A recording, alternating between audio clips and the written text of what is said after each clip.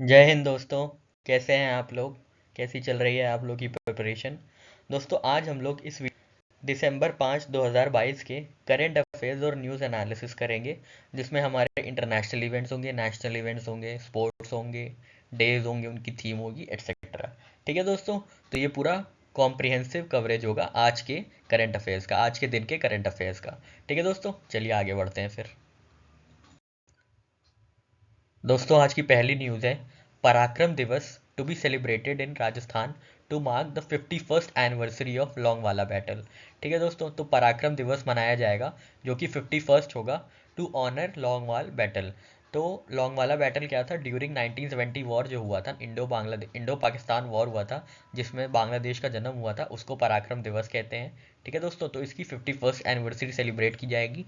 कहाँ? राजस्थान में। ठीक है, आपको राजस्थान याद रखना है, ये राजस्थान में सेलिब्रेट होगा। ठीक है, the Longewala battle between India and Pakistan in 1971 was one of the biggest and most decisive battles. ठीक है, चलिए ये तो ठीक है, अपनी जगह है, अच्छी बात है। बांग्लादेश अलग हो गया वहाँ के अत्याचारों से। ठीक है, तो आपको याद कैसे करना है? वीर जैसा पराक्रम। ठीक है, वीर जैसा पराक्रम होना चाहिए। पराक्रम कैसा होना चाहिए? वीर जैसा होना चाहिए। जैसा मतलब जैसलमेर। ठीक है, तो जैसलमेर में ये सेलिब्रेट किया जाएगा एग्जैक्टली। ठीक है, तो स्पेसिफिक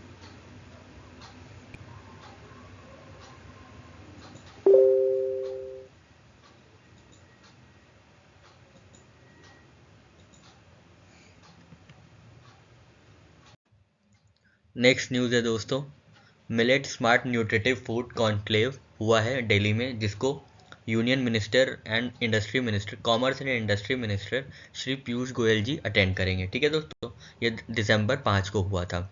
ये जो कॉन्क्लेव है, it's a pre launch event of international year of millets 2023।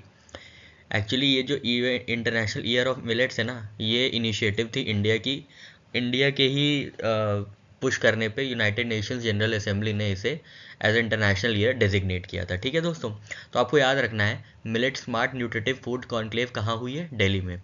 ठीक है, दिल्ली में हुई है दोस्तों। ठीक है, तो दोस्तों याद रखिएगा, दिल मिल गए। ठीक है, मिल गए मतलब मिलेट्स, दिल से मतलब दिल्ली। ठीक है दोस्तों, बहुत आसान सी चीज़ है, आपको कोई तकलीफ नहीं होगी, एग्ज़ाम में आएगा, आप आराम से टिक करके आ सकते हैं। ठीक है दोस्तों, तो दिल मिल गए, दिल से दिल्ली, मिल से मिलेट्स। ठीक है, तो millets smart nutritive food conclave वो दिल्ली में हुई थी। ठीक है, चलिए आगे बढ़ते हैं। नेक्स्ट न्यूज़ इंपॉर्टेंट है दोस्तों, जो शूटर रुद्रांश पाटिल है, उनको इजिप्ट में प्रेसिडेंट कप मिला है। ठीक है दोस्तों, जो इंडियन शूटर रुद्रांश पाटिल हैं, he has clinched international shooting sport federation president cup held in Cairo Egypt. ठीक है, उन्होंने इटली के डानियल सोलाजो को हराया है। ठीक है, बहुत ही इंपॉर्टेंट न्यूज़ है दोस्तों। पहले से आपसे ये पूछ लेंगे किसने वर्ल्ड कप जीता, किसने प्रेसिडेंट कप जीता। फिर आपसे पूछ सकते हैं कि रुद्रांश पाटिल किस स्पोर्ट से रिलेटेड है। ठीक है, और फिर आपसे पूछ सकते हैं कि प्रेसिडेंट कप कहाँ हुआ था। तो कई डायमेंशन इसमें बन सकते हैं। खैर पहले हम लोग न्यूज़ एनालिसिस कर लेते हैं, फिर देखते हैं डायमेंशन। तो रुद्रांश पाटिल जो हैं, इन्होंने पहला कोटा जीता है फॉर 2024 पेरिस ओलंपिक्स। बहुत ही इंपॉर्टेंट है। ठीक है, इन्होंने पहला कोटा जीता है for 2024 Paris Olympics, when he clinch the gold in 10 metre air rifle in ISSF rifle pistol world championship 2022। ठीक है, एक ऑलरेडी अक्टूबर में हो चुकी थी राइफल पिस्टल वर्ल्ड चैंपियनशिप, वो भी कायरो में ही हुई थी, इजिप्ट में। उसमें उन्होंने गोल्ड जीता था, तभी इनका ओलंपिक का कोटा पक्का हो गया था। ठीक है दोस्तों, तो याद रखिएगा, शूटर जो हैं वो रुद्रांश पाटिल हैं। ठीक है, वैसे अक्सर देखिए रुद्रांश आप याद कर सकते हैं, वो उसका नाम रुद्र से अजय देवगन काफ़ी मूवी बनाते हैं रुद्र नाम से, जिनके कैरेक्टर का नाम रुद्र रहता है। तो बहुत ही बेहतरीन शार्प शूटर टाइप के होते हैं, तो आप ऐसे ही याद रखेंगे कि रुद्रांश जो हैं वो शूटर हैं, और वो शूटिंग स्पोर्ट से एसोसिएटेड है। ठीक है दोस्तों, और वही पहले हैं जिनको ओलंपिक के लिए, पेरिस ओलंपिक के लिए जिनको कोटा मिला है। ये कोटा मिला मतलब उन्होंने अपनी जो टिकट है ले ली है। ठीक है, मतलब उन्होंने जब उनको गोल्ड मिला था राइफल पिस्टल वर्ल्ड चैंपियनशिप में। ठीक है दोस्तों, तो ये प्रेसिडेंट कब कहाँ हुआ था? ये इजिप्ट में हुआ था। ठीक है दोस्तों, ठीक है दोस्तों, आगे बढ़ते हैं हम लोग। नेक्स्ट न्यूज़ है दोस्तों, मिनिस्ट्री ऑफ कल्चर ऑर्गेनाइज करेगा स्वर धरोहर फेस्टिवल। ठीक है, सबसे पहले तो धरोहर है, तो आपको याद रहेगा कि ये कल्चर की बात हो रही है। कल्चर मतलब हमारी सभ्यता, धरोहर, जो सब चीज़ें हैं ना, ये सब कल्चर से रिलेटेड है, कल्चरली डेजिग्नेटेड वर्ड्स हैं ये सब, ठीक है। तो ministry of culture government of India in collaboration with स्वर धरोहर फाउंडेशन इनॉग्रेटेड 3-day स्वर धरोहर फेस्टिवल अंडर कालांजलि, ठीक है। तो कालांजलि के अंडर ये स्वर धरोहर फेस्टिवल हुआ है, ठीक है दोस्तों। ये एक फेस्टिवल है जिसमें म्यूज़िक, आर्ट, लिटरेचर ये सब शोकेस किए जाएंगे, ठीक है, ऑफ इंडिया ऑब्वियसली, ठीक है। अंडर कालांजलि दोस्तों ये इंपॉर्टेंट है, under Kalanjali cultural programs are being organised at Central Vista every week. दोस्तों बताइए सेंट्रल विस्टा कहाँ है, हैं? और ये बताइए इसको पुराने नाम से क्या जाना जाता था, ठीक है। तो कालांजलि के चक्कर में स्वर धरोहर फेस्टिवल ऑर्गेनाइज किया जाता है, ठीक है दोस्तों। तो आपको याद रहेगा कौन ऑर्गेनाइज करता है, मिनिस्ट्री ऑफ कल्चर, क्योंकि कल्चर होती है हमारी धरोहर, हमारी सभ्यता, हमारा समाज, ये सब हमारी कल्चर है, ठीक है दोस्तों। चलिए आगे बढ़ते हैं। नेक्स्ट न्यूज़ काफ़ी इंपॉर्टेंट है दोस्तों। दिल्ली में दिन ब दिन जब से सर्दियाँ आई हैं, दिन ब दिन पोल्यूशन बहुत ही बढ़ता जा रहा है और एयर क्वालिटी इंडेक्स बढ़ती जा रही है, मतलब बहुत ही हवा वहाँ पे पोल्यूटेड हो गई है, जिसके चलते stage 3 of revised graded action plan launch किया जाता है दिल्ली एनसीआर में, ठीक है। तो with national capital region's air quality deteriorating to hazardous levels, the commission for air quality management on Thursday invoked measures under stage 3 of graded response action plan, ठीक है, with immediate effect. Graded response action plan क्या है दोस्तों? यह है emergency measures, जब भी बहुत ही प्रदूषण बढ़ेगा तो ये इफेक्ट में आएगा, ठीक है, यही है ग्रेडेड रिस्पॉन्स एक्शन प्लान। तो इसके बारे में जान लेते हैं। It is an set of emergency measures that kick in to prevent further deterioration of air quality once it reaches a certain threshold in Delhi NCR region, ठीक है। पूरे देश के लिए नहीं है, ये सिर्फ दिल्ली एनसीआर के लिए, याद रखिएगा, ठीक है। दिल्ली एनसीआर में ही ये एप्लीकेबल है। तो इसको अप्रूव किया था सुप्रीम कोर्ट ने इन 2016 और नोटिफाई हुआ था 2017 में। और इसकी जो पॉलिसीज़ या इसके जो एम्स ऑब्जेक्टिव्स थे वो सब फॉर्मुलेट किए गए थे by environmental pollution authority EPCA, ठीक है, with state government representatives and experts, ठीक है दोस्तों। तो जब जब आप याद रखिए दिल्ली में जब जब ऐसे एयर पोल्यूशन बढ़ेगी तब तब ये graded response action plan effect में आएगा। और ये जो ग्रेडेड रिस्पॉन्स एक्शन प्लान है ये गवर्नमेंट ऑफ इंडिया का प्लान नहीं था, ये एक्चुअली सुप्रीम कोर्ट ने अप्रूव किया था, फिर जाके EPCA ने इसको मतलब फ्रूटफुल किया था, ठीक है। तो आगे चलते हैं, हम लोग देखते हैं कि स्टेज 3 में क्या क्या चीज़ें हैं। दोस्तों ये जो फोटो शॉट्स हैं ये मैंने न्यू इंडियन एक्सप्रेस से लिए हैं, बहुत ही अच्छे हैं, ये बहुत ही क्रिस्प मैनर में आपको इन्फॉर्मेशन प्रोवाइड की जा रही है। तो दोस्तों स्टेज 1 कब होती है? जब एयर क्वालिटी इंडेक्स 201 to 300 होता है। इसमें construction and demolition activities with plot size of 500 square metre होते हैं, तो इनको रोक दिया जाता है, ठीक है। मैकेनाइज स्वीपिंग होती है, एनफोर्सिंग गाइडलाइंस होती है, एंटी स्मोक गन्स होती हैं, वगैरह वगैरह, इसमें कई चीज़ें। स्टेज 2 कब होती है? जब एयर क्वालिटी इंडेक्स 301 to 400 हो जाती है, ठीक है दोस्तों। आप ये लिमिट याद रखिएगा बस, ठीक है। तो इसमें क्या होता है, फायरवुड और कोल नहीं जलाना अलाउड होता है। CNG को ऑगमेंट किया जाता है, ऑगमेंट मतलब बढ़ाया जाता है, अपग्रेड किया जाता है या पुश किया जाता है, ठीक है। और ये क्या होता है, enhancing parking fees to discourage private transport, ताकि सब मेट्रो लेने के लिए थोड़ा सा पुश हो नज हो, ठीक है। तो ये स्टेज 2 में होता है। आइए चलते हैं स्टेज 3 और स्टेज 4 की तरफ। दोस्तों स्टेज 3 और स्टेज 4 में ये है, स्टेज 3 जो होती है वो बहुत ही सीवियर एयर क्वालिटी इंडेक्स होती है, उसमें 401 to 450 होता है रेंज। और जो स्टेज 4 की रेंज है सीवियर प्लस, ठीक है, more than 500 air quality index, बाप रे, ठीक है।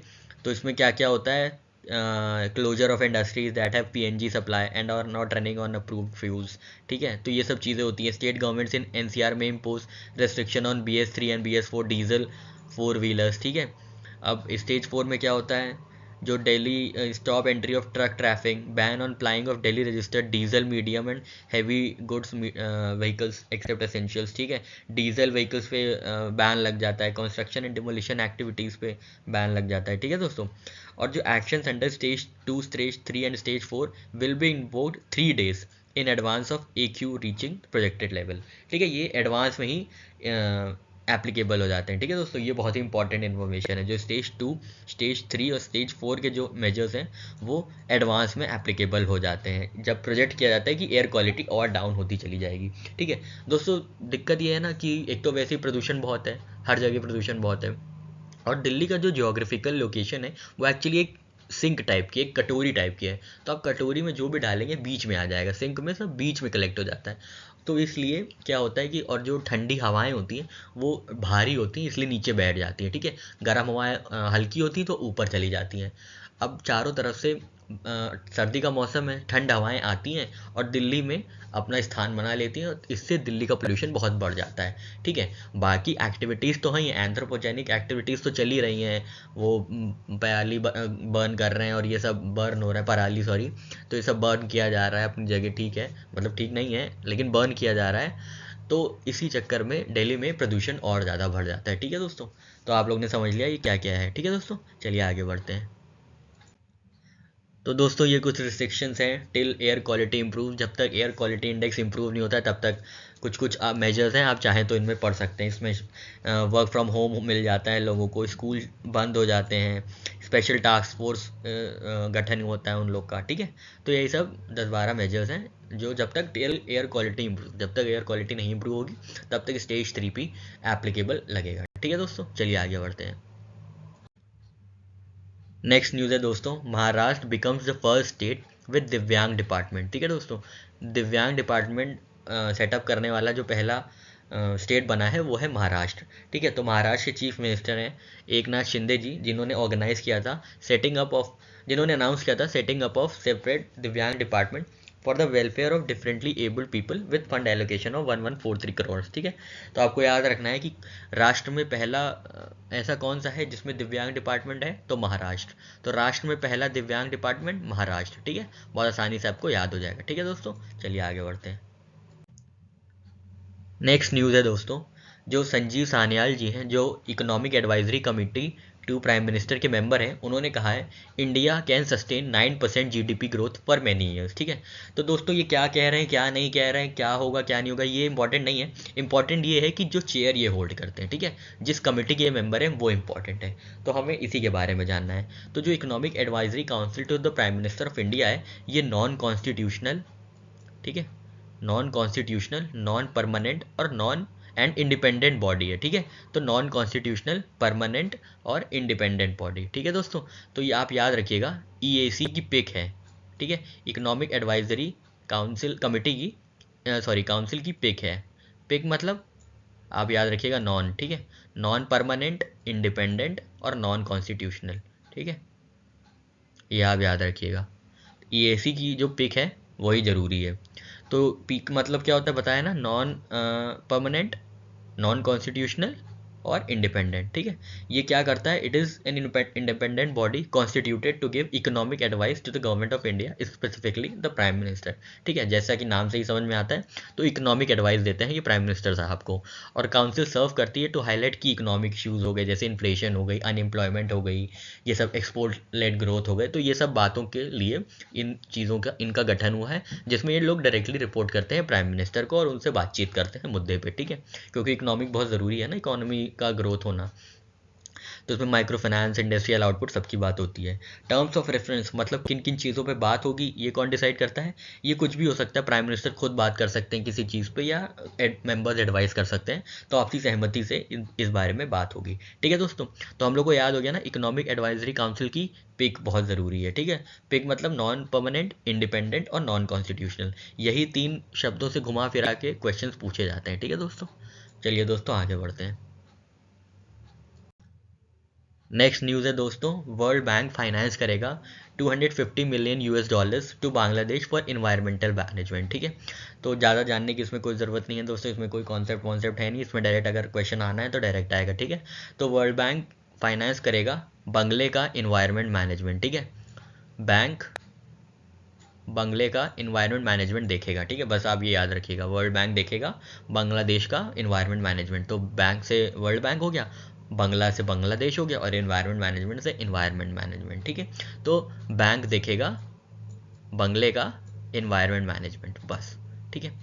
थोड़ा आप अगर कर सकते हैं तो फिगर याद कर लीजिएगा, वैसे तो इतनी तो नहीं पूछेंगे क्योंकि ये डायरेक्टली रेलेवेंट इंडिया के कॉन्टेक्स्ट में नहीं है, ठीक है। तो फिगर नहीं पूछना चाहिए वैसे, फिर भी आप याद कर सकते हैं 250 मिलियन डॉलर्स यूएस डॉलर्स, ठीक है।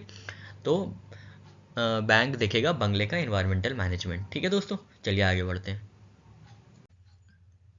अगली न्यूज़ है दोस्तों, OPEC जो कि है organisation of petroleum exporting countries, उनके हेड ने बोला है कि जो पेट्रोलियम आउटपुट है वो अनचेंज रहेगा, उसमें कोई बदलाव नहीं किया जाएगा।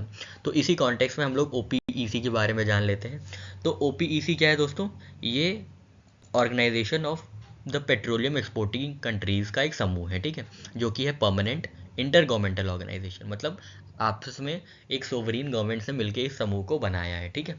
तो अभी हम लोग ने जैसे देखा था पीछे कि economic advisory council to PM है पिक, ठीक है, क्या थी वो? नॉन परमानेंट थी, इंडिपेंडेंट थी, पर नॉन कॉन्स्टिट्यूशनल थी। तो उसी तरीके से यहाँ पे ये परमानेंट है और इंटर गवर्नमेंटल है, ठीक है, which was created at Baghdad conference on September 10 to 14 1960। तो इसका जो गठन हुआ था वो 1960 में हुआ था, ठीक है दोस्तों। ओपेक का जो गठन हुआ था 1960 में हुआ था, और इसको 5 कंट्रीज़ ने मिलकर बनाया था। कौन कौन सी 5 countries? Iran, Iraq, Kuwait, Saudi Arabia और वेनेजुएला, ठीक है। और जो ओपेक है उसमें अभी 13 कंट्रीज़ हैं, ठीक है, 13 कंट्रीज़ हैं। और ओपेक का जो दोस्तों पहले हेडक्वार्टर होता था ना, वो पहले जेनेवा हुआ था शुरुआत के 5 सालों में, पर इसको फिर शिफ्ट कर दिया गया था वियना, ऑस्ट्रिया में, ठीक है। तो दोस्तों अब हमारी बारी आती है ट्रिक्स की। तो दोस्तों याद रखिएगा, जब भी ओपेक बना है, पेट्रोलियम वाली चीज़ बनी है, तो उसमें बोला गया था कि दौड़ के विक्स ले आओ, ठीक है, दौड़ के रन एंड गेट विक्स, ठीक है। क्या ले आओ? दौड़ के विक्स, VIKS,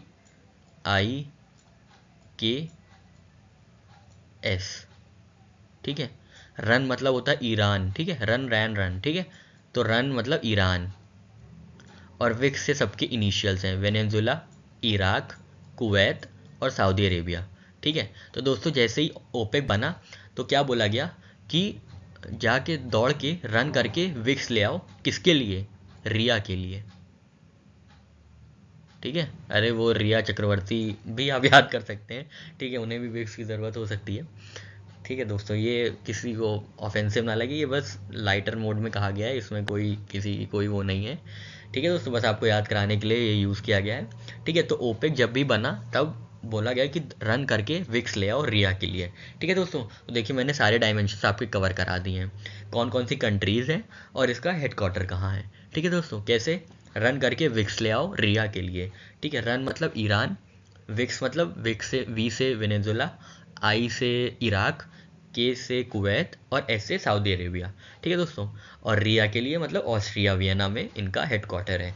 ओपेक का ऑब्जेक्टिव है दोस्तों to coordinate and unify petroleum policies among member countries in order to secure fair and stable prices for petroleum producers, ठीक है। खैर आपको ये जानने की ज़रूरत नहीं है, आपको बस ये जानना है कि ये 1960 में इस्टेब्लिश हुआ था, किसके द्वारा? ओपेक द्वारा। और ओपेक जब बना तो क्या बोला गया कि run and get Vicks for Riya, ठीक है दोस्तों। बहुत ही आसान सी ट्रिक है, आपको याद हो गई होगी, ठीक है। चलिए आगे बढ़ते हैं। नेक्स्ट न्यूज़ है दोस्तों, इंडोनेशिया का जो जावा आइलैंड है वहाँ पे वॉल्केनो सेमेरू फिर से इरप्ट हुआ है, ठीक है। पिछले ही साल इरप्ट हुआ था पर इस बार फिर हुआ है, ठीक है। तो ये ईस्ट जावा में है माउंट सेमेरू, ठीक है। ये कहाँ पे है? इंडोनेशिया में है, ठीक है दोस्तों। ये जो सेमेरू है ये इंडोनेशिया में है, और Indonesia sits on the Pacific ring of fire. अगर आपने थोड़ी ज्योग्राफी पढ़ी होगी तो आपको पता होगा ये जो एरिया है इंडोनेशिया, फिलीपींस, ये सब रीजन है, ये सब they sit on Pacific ring of fire, specially Japan है। तो ये सब है ना, इनके नीचे एक्चुअली वॉल्केनिक लावा इरप्ट होता रहता है, ठीक है दोस्तों। तो इनके नीचे बहुत ही एक्टिव टेक्टोनिक एक्टिविटी होती रहती है, ठीक है। तो ये सिमेरू है, ये इंडोनेशिया का पार्ट है, ठीक है, इंडोनेशिया का पार्ट है, स्पेशली जावा का पार्ट है, ठीक है, याद रखिएगा दोस्तों, ठीक है। तो आपको याद रखना है कि जावा जानते हैं ना दोस्तों, प्रोग्रामिंग लैंग्वेज, जावा का सेमेस्टर डन है, जावा का सेमेस्टर SEM डन है। डन मतलब दोस्तों इंडोनेशिया, ठीक है दोस्तों।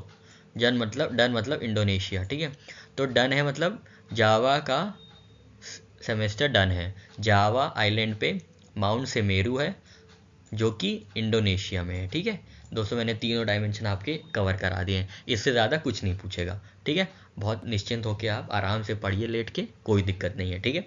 तो इंडोनेशिया में जो माउंट समेरू है वो जावा आइलैंड पे, मैंने बता दिया है कैसे आपको लिंक करना है। जावा का सेमेस्टर डन हो गया है। सेम मतलब समेरू, जावा मतलब जावा आइलैंड, बहुत ही एविडेंट है ये तो, और डन मतलब इंडोनेशिया। ठीक है दोस्तों, चलिए आगे बढ़ते हैं। तो दोस्तों ये हम लोग मैप में देख लेते हैं, ये माउंट मेरापी है, ये माउंट समेरू है। ठीक है, ये जावा आइलैंड है पूरा, देखिए जावा आइलैंड। ठीक है, यहाँ पे ही जकार्ता है। अच्छा दोस्तों, अब बताइए कि इंडोनेशिया की कैपिटल अब क्या होने वाली है। अगर आपको पता होगा, आप करंट अफेयर्स फॉलो करते होंगे, तो आपको अब पता होगा कि इंडोनेशिया अपनी कैपिटल कहाँ शिफ्ट करने वाली है। ठीक है, तो यहाँ पे फिर से आपको एक बार वो ट्रिक याद करा देते हैं। जावा का सेमेस्टर, जावा का सेम डन है। ठीक है, जावा सेम डन है। ठीक है दोस्तों, चलिए दोस्तों आगे बढ़ते हैं। दोस्तों जो इजराइल के प्रेसिडेंट हैं आइजैक हर्जोग, वो पहली बार जाएंगे बहरेन। ठीक है, बहरेन एक कंट्री है, और जो अरबिक कंट्री है, और अरबिक और इनके इजराइल के बीच काफ़ी मधुर संबंध नहीं रहते हैं, हमेशा से लोग आपस में लड़ते झगड़ते रहते हैं। आप जानते होंगे पैलेस्टीन की वजह से बहुत ही कम्युनल इशू है, रिलीजियस इशू है, यही है दिक्कत दुनिया की, क्या किया जाए। ठीक है, तो आइजैक हर्जोग जो हैं इजरायली के प्रेसिडेंट, ये पहली बार बहरेन में जाएंगे। ठीक है, तो दोस्तों याद रखिएगा आप, ये इनके नाम में जॉग है। ठीक है, ये जॉग करते करते रेन में चले जाएंगे, जो कि मना है। ठीक है, रेन में जॉग करना मना है। ठीक है, रेन की कैपिटल है वैसे मनामा। ठीक है, ठीक है, रेन में मना है, बस आप ये याद रखिएगा। वैसे ये अलग डायमेंशन है कि बहरीन की कैपिटल है मनामा, मतलब आप याद रखेंगे बहरीन से रेन और मनामा से मना है। तो रेन में जाना वैसे ही मना होता है, भीग जाएंगे, सर्दी हो जाएगी, जुकाम हो जाएगा। तो ये अलग डायमेंशन है, और इसको याद करने के लिए दोस्तों, ये न्यूज़ याद करने के लिए, जॉग करते करते रेन में बहरेन पहुंच गए। ठीक है, इजरायली प्रेसिडेंट। ठीक है दोस्तों, बहुत ही आसान सी चीज़ है, ट्रिक से आपको बहरेन की कैपिटल भी याद हो गई होगी। कभी कभी मैच द फॉलोइंग में कैपिटल्स भी पूछ लेते हैं। ठीक है दोस्तों, चलिए दोस्तों आगे बढ़ते हैं। ये एक प्रोग्रेसिव न्यूज़ है दोस्तों। ईरान जो है, ईरान ने एबॉलिश किया है मोरालिटी पुलिस, नोन एज गश्ते इरशाद और गाइडेंस पेट्रोल। ठीक है, ईरानियन मोरालिटी पुलिस, जिसको फॉर्मरली जाना जाता था गश्ते इरशाद या गाइडेंस पेट्रोल से, जो अरेस्ट करते थे young women over the beach of Islamic Republic, strict dress code and for wearing हिजाब इम्प्रॉपरली।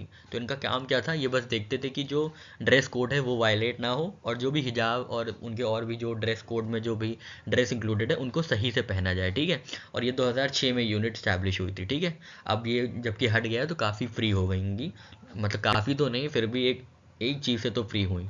ठीक है, तो किसने अबॉलिश किया है गाइडेंस पेट्रोल? ईरान ने। ठीक है, मोरालिटी पुलिस है ये।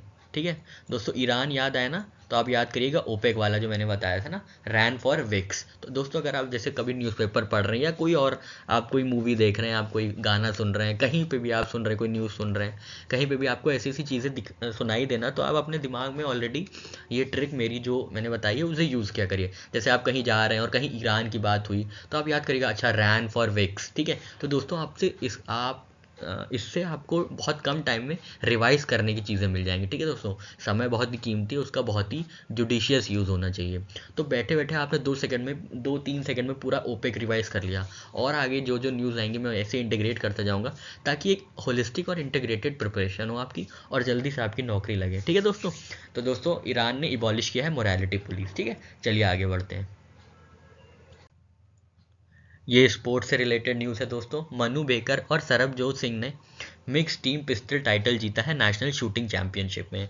नेशनल शूटिंग चैंपियनशिप हो रही है भोपाल मध्य प्रदेश में। ठीक है दोस्तों, तो इसमें मनु बेकर ने और सरबजोत सिंह ने मिक्स्ड टाइटल जीता है। ठीक है, मिक्स टीम वाला पिस्टल टाइटल जीता है। ठीक है माफ़ कीजिएगा दोस्तों। तो अब हम लोग को याद करना है कि किसने जीता है। ठीक है, तो आप याद रखिएगा, भाग कर सारा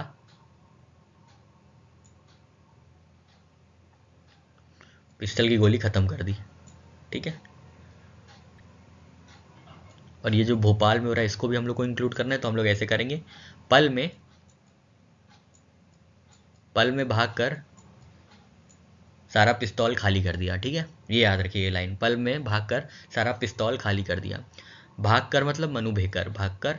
ठीक है, और सारा मतलब सरबजोत सिंह। ठीक है, और पल मतलब भोपाल, जहाँ पे ये नेशनल शूटिंग चैंपियनशिप हो रही है। ठीक है दोस्तों, तो बहुत ही आसानी से देखिए आपको याद हो गया। कई कई बार डायमेंशंस पूछ लेते हैं क्वेश्चन में कि ये मनु बेकर है ये किस स्पोर्ट से रिलेटेड है, तो आप याद रखेंगे ऐसे पिस्टल टाइटल। ठीक है, तो ये हम मतलब जब तक आप एग्ज़ाम देंगे या जिस तरीके का भी एग्ज़ाम देंगे उसमें यही डायमेंशन पूछा जाएगा। तो ये आपकी तैयारी ये एक तरीके से जब तक एग्ज़ाम देंगे तब तक की हो गई। ठीक है, आपको हमेशा याद रहेगा कि मनु बेकर और सरबजोत सिंह पिस्टल से रिलेटेड है। क्यों रिलेटेड है? क्योंकि पल में भागकर सारा पिस्तौल खाली कर दिया। ठीक है, पल मतलब भोपाल, ये तो चलिए चेंज हो जाएगा अगले साल या जब भी अब, लेकिन मनु बेकर और सरबजोत सिंह नहीं चेंज होंगे। ठीक है, तो भागकर सारा पिस्तौल खाली कर दिया। ठीक है दोस्तों, बहुत आसानी से आपको याद हो गया होगा। ठीक है, अब इसमें थोड़ी सी और इन्फॉर्मेशन है कि ये जो दोनों हरियाणा से आते हैं, इन्होंने कर्नाटका की दिव्या टीएस और इमरोज को हराकर ये गोल्ड मेडल जीता है। ठीक है दोस्तों, Punjab and ONGC share the bronze medals. ठीक है, ये दोनों ने सिल्वर मेडल जीता, इन दोनों ने गोल्ड मेडल जीता, और Punjab and ONGC share the bronze medal. ठीक है दोस्तों, और जूनियर मिक्स टीम पिस्टल में gold was won by Uttar Pradesh की अंजलि और Sagar after beating Uttarakhand Yashasvi and Abhinav in the gold medal match. ठीक है, Maharashtra and Andhra Pradesh won bronze medals on offer. ठीक है दोस्तों, तो आपको ये तो नहीं याद रखना, यही ज़्यादा इंपॉर्टेंट है। ठीक है दोस्तों, पल में भागकर सारा पिस्तौल खाली कर दिया। ठीक है दोस्तों, चलिए आगे बढ़ते हैं। नेक्स्ट न्यूज़ है दोस्तों, जो फिल्म मेकर RS राजमौली हैं, इनका नाम आप अगर आप मूवी बफ हैं तो आप ज़रूर जानते होंगे। बहुत ही अक्लेम डायरेक्टर है ये, इन्होंने अभी RRR रिलीज़ की थी ना, डायरेक्ट की थी। तो जो सुपरस्टार फिल्म मेकर हैं SS राजमौली, इनको मिला है best director award for RRR eight New York critic circle. ठीक है दोस्तों, it is the second time the director has been nominated for Hollywood. ठीक है, इनको लेकिन पहले सैटर्न अवार्ड के लिए नॉमिनेट किया गया था, पर ये जीत नहीं पाए थे। पर न्यूयॉर्क क्रिटिक सर्कल में इनको बेस्ट डायरेक्टर का अवार्ड मिला है। ठीक है दोस्तों, किसको मिला है? राजा मौली को। ठीक है, राजा मौली को। इनका नाम है SS, और किस फिल्म के लिए? RRR। RRR के बाद आता है SSS। ठीक है, वैसे तो एस नहीं है आगे, बस RRR और SS। ठीक है, न्यूयॉर्क क्रिटिक सर्कल। ठीक है, न्यूयॉर्क क्रिटिक सर्कल। ठीक है दोस्तों, बहुत आसान सा है। चलिए आगे बढ़ते हैं। नेक्स्ट न्यूज़ है दोस्तों, नॉइज़ जो एक वॉच मेकर कंपनी है जो डिजिटल वॉच बनाती है, उसने अपॉइंट किया है विराट कोहली को ब्रांड एम्बेसडर अपना। ठीक है, तो जहाँ भी आप विराट कोहली जब भी खेलने आते हैं बहुत ही विराट नॉइज़ बजती है, विराट विराट मतलब ऐसे ऐसे करके। बहुत ही बेहतरीन प्लेयर है। अभी पाकिस्तान में एक बॉलर को क्या बेहतरीन छक्के मारे थे भाई, मज़ा ही आ गया था। ठीक है, तो नॉइज़ ने अपॉइंट किया है विराट कोहली को as a new brand ambassador. तो जब भी विराट कोहली जाएंगे बहुत ही ग्रेट नॉइज़ होगी, विराट नॉइज़ होगी। ठीक है दोस्तों, ऐसे ही आपको याद करना है। ठीक है, आसानी से आपके दिमाग में बैठ गया होगा।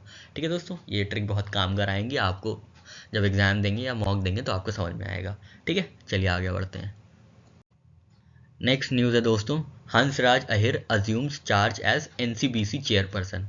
जो हंसराज अहिर हैं उनको national commission for backward class का चेयरपर्सन बनाया गया है। ठीक है दोस्तों, तो हम लोग बात कर लेते हैं national commission for backward class की।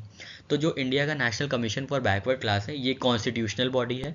ठीक है, जो कॉन्स्टिट्यूशनल कैसे बनी थी? 102nd अमेंडमेंट एक्ट के अंतर्गत। ठीक है, sorry 123rd constitutional amendment bill और 102nd अमेंडमेंट एक्ट के अंदर इसको कॉन्स्टिट्यूशनल बॉडी का दर्जा दिया गया था। कौन से आर्टिकल से? 338B। ठीक है, article 338B of Indian constitution. ये ministry of social justice and empowerment के अंदर आती है, ऑब्वियसली है। और ये इस्टेब्लिश पहली बार हुई थी 1993 में। ठीक है दोस्तों, ये याद रखिएगा, 1993 में इस्टेब्लिश हुई थी। ठीक है, इसके क्या क्या फंक्शंस हैं? यही इन्वेस्टिगेट करेगी और मॉनिटर करेगी all matters relating to the safeguards provided for socially and educationally backward classes under the constitution. ठीक है, तो बाकी पूरा पढ़ने आप पढ़ सकते हैं पूरा चीज़ें, पर आपको जो जो याद रखना है या ध्यान में रखना है वो तो ये है कि ये ह्यूमन राइट एक्ट, अरे सॉरी NCBC एक्ट जो पास हुआ था वो 1993 में हुआ था, और 2018 में आते आते इनको कॉन्स्टिट्यूशनल स्टेटस मिला था। ठीक है, तो इनके लिए नया आर्टिकल 338B इंसर्ट किया गया था। ठीक है, तो 123rd कॉन्स्टिट्यूशनल अमेंडमेंट बिल था और 102 अमेंडमेंट एक्ट। तो 102 आपको याद रखना है, जो ज़्यादा है। ठीक है, इंपॉर्टेंट है। 102 कॉन्स्टिट्यूशनल अमेंडमेंट एक्ट 2018 में इनको कॉन्स्टिट्यूशनल स्टेटस मिला था, और इसके चेयरपर्सन कौन है? हंसराज अहिर। ठीक है दोस्तों, हंसराज गंगाराम अहिर। ठीक है, हंसराज गंगाराम अहिर। ठीक है, ठीक है दोस्तों, चलिए आगे बढ़ते हैं।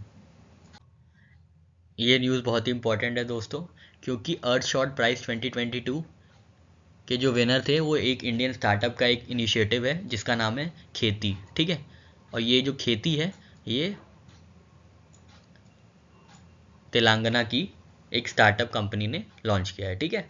तो जो इंडिया का खेती है ये अमंग 5 विनर्स था जो कि अर्थशॉट प्राइज़ जीता है, ठीक है। और ये जो अर्थशॉट प्राइज़ है ये फाउंड किया गया था प्रिंस विलियम द्वारा, ठीक है। और इसको इकोनॉमिक इको ऑस्कर्स कहते हैं, मतलब इकोलॉजिकल ऑस्कर्स, ठीक है। ठीक है दोस्तों, तो Kheyti won the prize in protect and restore nature category which saw hundreds of entries from across the world, ठीक है। ऑब्वियसली ये बहुत ही प्राउड की बात है इंडिया के लिए कि जो खेती है तेलंगाना की वहाँ उसको एक अवार्ड मिला है अर्थ शॉट प्राइज, ठीक है। तो दोस्तों इसको याद रखने के लिए अंगना की खेती को, अंगना दोस्तों समझते हैं ना, आंगन या कोर्ट यार्ड, बैक यार्ड, जो भी आप बोलते हो, हमारे तो अंगना ही बोला जाता है तो हम अंगना ही बोलेंगे, ठीक है। तो अंगना में जो खेती की गई उसको प्राइज़ मिला है, ठीक है। अंगना की खेती को प्राइज़ मिला है। अंगना मतलब तेलंगाना, ठीक है। अंगना देखिए इसमें अंगना है ना, ANGANA, ठीक है। तो अंगना की खेती को अर्थशॉट प्राइज़ मिला है, ठीक है दोस्तों। आशा करते हैं आपको ये स्कीम ये ट्रिक समझ में आई होगी, स्कीम भी कह ही सकते हैं, ठीक है। तो ये क्या है, it is a sustainable solution for a small scale farmers developed by an Indian startup खेती, ठीक है। तो खेती ने डेवलप किया है ये green house in a box, ठीक है दोस्तों। चलिए दोस्तों आप आगे बढ़ते हैं, हम लोग बहुत आसानी से आप लोग इसको याद रख सकते हैं, ठीक है। आगे बढ़ते हैं। नेक्स्ट न्यूज़ है दोस्तों, जो वर्ल्ड मीटरोलॉजिकल ऑर्गेनाइजेशन है उसने अपनी पहली रिपोर्ट लॉन्च की है रिलेटेड टू वाटर रिसोर्सेज, जिसका नाम है state of global water resources, ठीक है। इसका काम क्या होगा, it will assess the effects of climate, environmental and societal change on earth's water resources, ठीक है। तो दोस्तों इसको किसने लॉन्च किया है, वर्ल्ड मीटरोलॉजिकल ऑर्गेनाइजेशन ने। तो आप याद रखेंगे वाटर का मीटर, ठीक है। वाटर से वाटर रिसोर्स और मीटर से मीटरोलॉजिकल ऑर्गेनाइजेशन। और ये कहाँ है, इसका जेनेवा में है इसका हेडक्वार्टर, ठीक है। ये तो आप जानते ही होंगे मेरे हिसाब से, वर्ल्ड मेट्रोलॉजिकल ऑर्गेनाइजेशन का हेडक्वार्टर जिनीवा, ठीक है, स्विट्ज़रलैंड, ठीक है। तो वाटर का मीटर कहाँ लगा, जिनीवा में, स्विट्ज़रलैंड में, ठीक है दोस्तों। स्विट्ज़रलैंड में वाटर का मीटर लगा, वाटर मतलब ग्लोबल वाटर रिसोर्सेज और मेट्रोलॉजिकल ऑर्गेनाइजेशन मतलब मीटर, ठीक है दोस्तों। चलिए दोस्तों आगे बढ़ते हैं। नेक्स्ट न्यूज़ है दोस्तों, इंटरनेशनल डे ऑफ बैंक्स को सेलिब्रेट किया जाता है 4 दिसंबर को, ठीक है दोस्तों। 4 दिसंबर को international day of banks celebrate किया जाता है। पहली बार ये 2019 में सेलिब्रेट किया गया था, ठीक है। 2019 में 19 दिसंबर 2019, ठीक है। 2019 आप ऐसे याद कर सकते हैं, ये आपके दिमाग में ऑलरेडी फिट हो जाएगा, 19 दिसंबर 2019, ठीक है। पहली बार इसको 2019 में सेलिब्रेट किया गया था, बस इसका यही डायमेंशन आपको याद रखना है, ठीक है दोस्तों। चलिए आगे बढ़ते हैं। नेक्स्ट न्यूज़ है दोस्तों, डे से ही रिलेटेड है, इसकी थीम भी है। तो 5 दिसंबर को international volunteer day for economic and social development celebrate किया गया, ठीक है। इसको याद मैं तो काफ़ी नहीं याद कर पाता था बिल्कुल, जब डेज वेज की बात हो जाती थी तो मैं क्या करता था दोस्तों, थीम पे काफ़ी फोकस करता था, ठीक है दोस्तों।